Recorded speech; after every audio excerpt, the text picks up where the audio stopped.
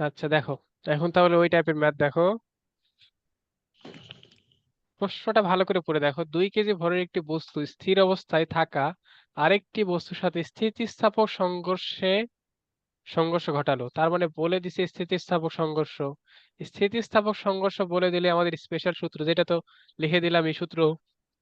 কারণ স্বাভাবিক সূত্রে আর ম্যাথ করতে পারবো না। যখন স্থিতিস্থাপক সংঘর্ষ বলে দিবে তখন গতিশক্তি সংরক্ষিত হবে প্লাস ভরবেগ সংরক্ষিত হবে। আচ্ছা, তারপর বলছে কি দেখো, সংঘর্ষের পর প্রথম বস্তুটি তার আদি বেগের 1/4 বেগ নিয়ে একই দিকে চলতে লাগলো, আর আঘাতপ্রাপ্ত বস্তুটির ভর কত? আচ্ছা, এখন আমরা কিন্তু এখানে জানি না যে হচ্ছে আঘাতপ্রাপ্ত বস্তুর আসলে বেগ কত, এটাই তো আমরা জানি না। তাহলে এটা ভর কেমনে বের করবো দেখো। তাহলে তোমরা যদি ডিরেক্ট সূত্র বসাও ওটাতেও ম্যাথ করতে পারবা, কোনো সমস্যা নাই। আবার আমি যেটা পরে দেখালাম যে যেভাবে করতে মানে করা যায় ওটাতেও করতে পারো, কোনো সমস্যা নাই। তবে ওইটা সহজ, আমি ওইটা দিয়ে করে দিচ্ছি দেখো। এভাবে লিখবা, সমাধান করে দিই। ধরি, যে ধরি লেখার দরকার নেই, এটাতে একবারে হচ্ছে ডিরেক্ট লিখে দিবা। তো স্থিতিস্থাপক সংঘর্ষের ক্ষেত্রে এটা হচ্ছে বুয়েট 18-19-এ আসা কোশ্চেন।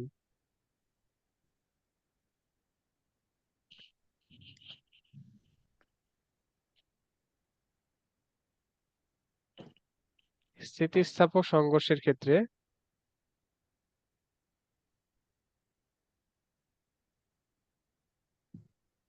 আচ্ছা, কি আমরা কি জানি দেখো তো, u1 plus v1 equals to u2 plus v2।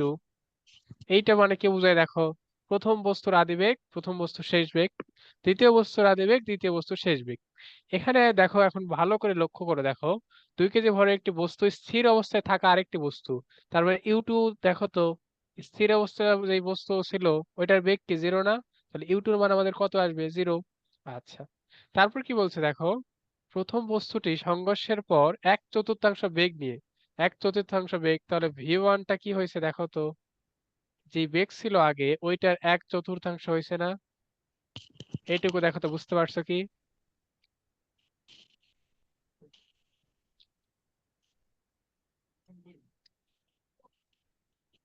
জি ভাইয়া।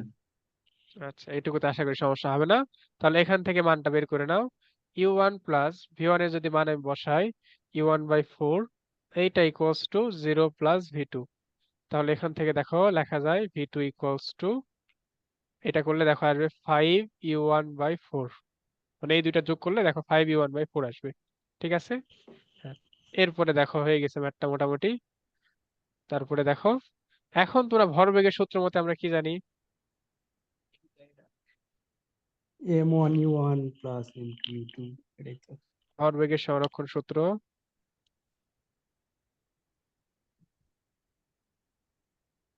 m1u1 plus m2u2 cross two m1v1 plus m2v2।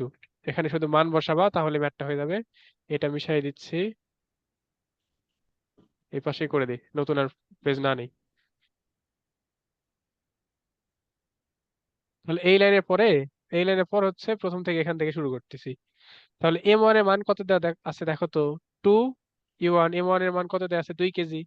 Plus ইউ2 এর মান কত? u2 জিরো তো।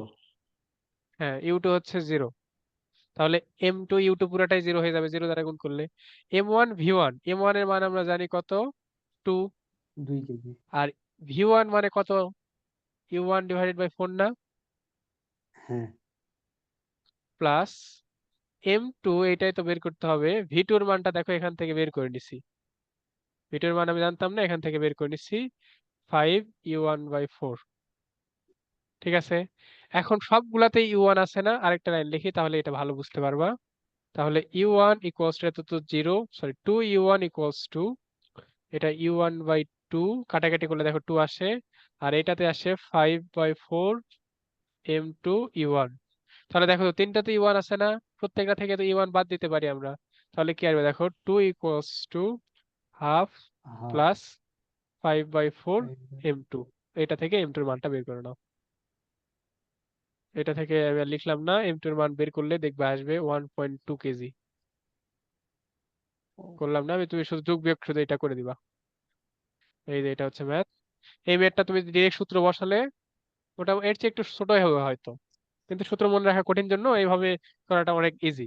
প্লাস অনেক ম্যাথ আছে এটা দেখবা এটা দিয়ে হচ্ছে করা এইভাবে করা করলে। তো ভালো, এটা দিয়ে এটাতে করা তো করা তো ভালো ভালোই, মনে হয়। বললাম তো সূত্র টুত্র হইলে কিচ্ছু মনে রাখতে হয় না এটাতে করলে।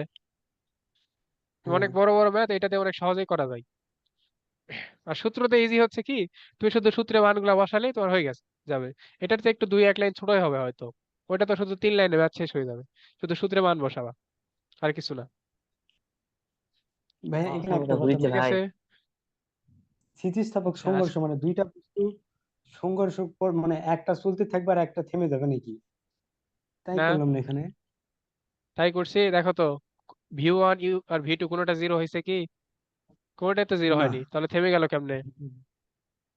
দুটা একই ভাবে চলতে থাকবে। একই ভাবে বলতে, তোমার যেইটা ছিল সামনের বস্তুটা আরো দূরে যাওয়া শুরু করে দিবে, আর পেছনের বস্তুটা তার পেছন দিকে যাওয়া শুরু করবে। ওই চিত্রটা দেখো, বইয়ের চিত্র দেওয়া আছে, 3টা চিত্র দেওয়া আছে, চিত্রটা দেখলে বুঝে যাওয়া। ওই তখন যেটা দেখালাম না ওইটা।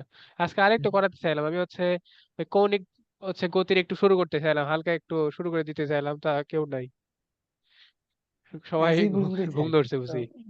হ্যাঁ এই মেবি পর্যন্ত পরে রাখা মাথা যাবে। ঘুরিচ্ছে ভাই। অনেকগুলো হয়ে গেছে, আবার ভিডিও দেখা লাগবে মনে হ্যাঁ হয়। ওই জন্যই তো বললাম, ঘটনা আমি ঘটনা হচ্ছে যে ওদের পড়ানো শুরু করেছিলাম 2 ঘন্টা করে, তারপর ওরা বলে ভাই 2 ঘন্টা করে মানে মাথা কুলায় না। আমি বলি, তাহলে আমার কেমনে হয়? আমি, তোমরা তো শোনো আর আমি হচ্ছে বলতেই থাকি, এই টানা 4 ঘন্টার মতো চলে যায় আমার। সেটাই রাত তো। 12টা থেকে আর পড়ানো আছে, আজকে তাও পড়াবো না। আরে ভাই সারাটা যেভাবে ঘুরিচ্ছে ওদের নেই। হ্যাঁ মানে আমি চিন্তা করছি ঢাকা বোর্ডে মার্ক কি যে মার্কটা মারবে আমি এই চিন্তা করতেছি। আচ্ছা দাঁড়াও, রেকর্ড অফ করি, গল্প করতেছি। ও আচ্ছা আচ্ছা ভাই।